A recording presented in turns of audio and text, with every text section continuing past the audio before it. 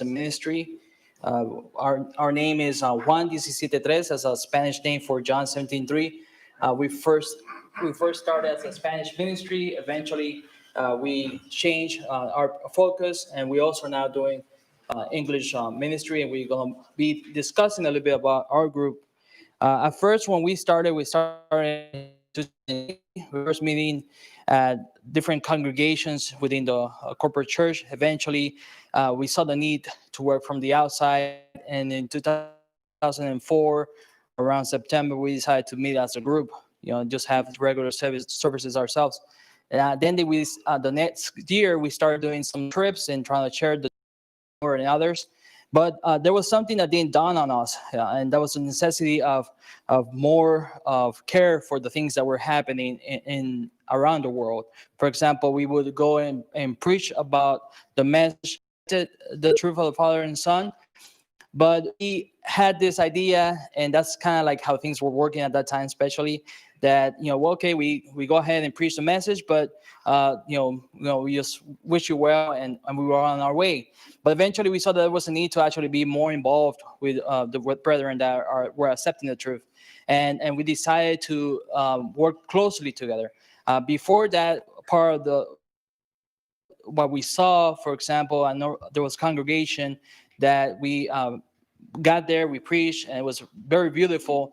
But since they were by themselves, they started being infiltrated by messianic roots. Eventually, they ended up rejecting the New Testament, and that was for us a very traumatic experience.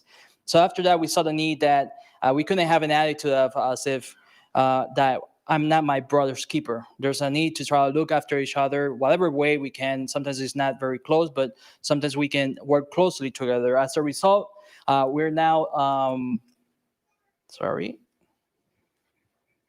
we're now 9 congregations working together. It's not like a central system. We don't have central tithing or anything like that. It's just a network of churches working together, trying to support each other. In some cases with might be, for example, help with ministers, help with travel expenses for a different mission trip or different activities of the kind. I'm just going to highlight a few of the congregations, not a lot, but a few of them.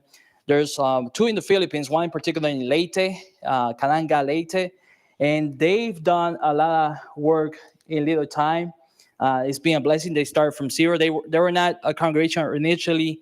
The sister, and I cannot point because it'll bounce. One of the sisters there is the mother-in-law of one of the members in our church.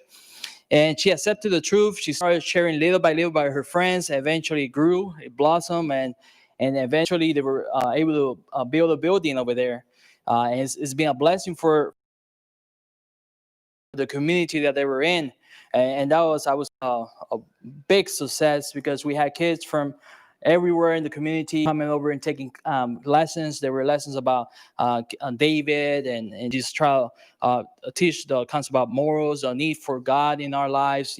Different stories, Bible stories that inspired the kids. More than 60 kids that went through this school system that they had for the summer for the local community. They had also thing for us when we see kids here. May we offer that. We might get some interest over there, a lot of interest, because they don't have the video games and some of those other distractions. But something like that, we think it will still work here. So maybe that's an idea for then. They were having a really big time struggle because they were a little bit by their own. The leader who was working with them sort of enough with them, and they didn't know what to do. With the help of Brother Linford and others, we organized sort of like a camp meeting. And from that camp meeting forward, that was in 2014, I believe, the first one. It was a blessing for the whole region. We ourselves were impressed at how the local community was transformed. Meet regularly. There's another group over there. They help as well to try to build up a radio program. They transmit on the local station every weekend, and it's wonderful. I really enjoy it. And this is from Colombia. There's 2 congregations there that we work together and we visit the gospel. So this is like a side room from that same building. They that they can hear the sermon, the message, and they meet regularly. going down there with other brothers. We had people from Argentina. It was a great time. I can't say any better than that. It was wonderful. From there, we also had a small little camp meeting elsewhere in Colombia. I don't have pictures of that one, but it's one of those activities that you really remember. This lady traveled from Mexico. She wanted to be part of it, so it was a blessing. From there, we had a chance to visit and go to. There's a lot of people who are ready to hear the message and share with it. This is from some visits we're doing throughout the week at people at their jobs, missionary type visit, and that was a blessing. This was actually an activity that we did in Villavicencio, working together with the local church there. It was sort of like a health expo, and we had 2 consultation desks. We had physical therapists also doing free messages and all things. I don't know how to describe what they do, but it was received. And we also have free haircuts for the community. It was a week-long activity. Through that week-long activity, we had about 360 people come through. So it was because over this part of the country, we had a lot of people that come from Venezuela. If you know, Venezuela sort of fell down into socialism, and it's a lot of struggle over there financially. So we had a lot of Venezuelans who don't have health care, and they came over just part of that. We took advantage of that activity to promote a session at night. Well, sorry, that's not it. I didn't put the pictures. Our weekly, during the week, introduction to the Bible. During the daytime, we do the health fair, and we promote the activity we had at night, where there was a preacher giving the message to the people who came over. It was, we had a lot of crossover attendance. So that was something idea that could be done. Now, with the congregations I mentioned there were 9. There were somewhere over 100 members between all of them. They're small groups, so it's not like it's huge groups. But this one in particular, Orlando, they're meeting for the first time today, and these pictures are from today. I just passed them over, and they got started by doing Zoom Bible studies. Have Bible studies on the Wednesdays mornings, which usually lasts about 3 hours. A brother from Colombia, myself, sort of like work together. We're far apart, but we can work together even in the distance, and that's something that we could all embrace.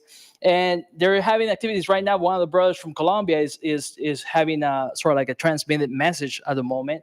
But we had also brothers that are from other parts, like in this case, Port Lucie, brother John Rodriguez, who came over to visit and try to helps out as well. So those are some of the things that we're doing as well. You see the logo, Life Eternal. That's the English-based website. Juan 17:3. The one on the bottom, those white, is sort of like it's a foundation we started for trying to build a medical missionary school over in Colombia.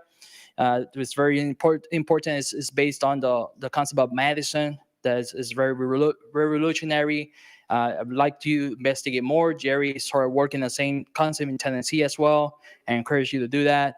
And I believe Demario is working something kind of like or the same in Arkansas.